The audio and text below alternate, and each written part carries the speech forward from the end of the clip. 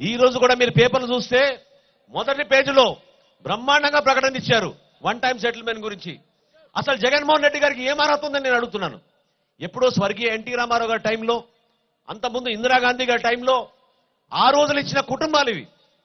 ఈ పక్కా గృహ కట్టుకోమని ఆ రోజు 5,000 రూపాయలు 20,000 రూపాయలు ప్రభుత్వం నుంచి అందిస్తే 30 సంవత్సరాల తర్వాత బిడ్డల పెళ్లిళ్ళు అయిన తర్వాత నీ పట్టాల గురించి ఎవరు అడిగారు? ఈ రోజున ఇల్లు కట్టుకుని నివసిస్తుంటే అక్కడ 30 సంవత్సరాల నుంచి ఈ రోజు వచ్చి గ్రామాల్లో 10,000 రూపాయలు, పట్టణాల్లో 20,000 రూపాయలు కట్టమని పైగా అక్కడికి వస్తున్న అధికారులందరికీ టార్గెట్ పెట్టాడు ఈయన.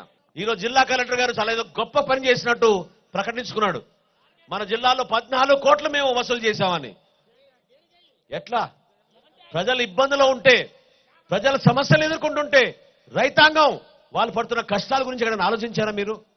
కనీసం మీలో మానవత్వం లేకపోయింది. లేకపోతే ఈ సందర్భంలో పెట్టాల్సిన అవసరం ఉంది.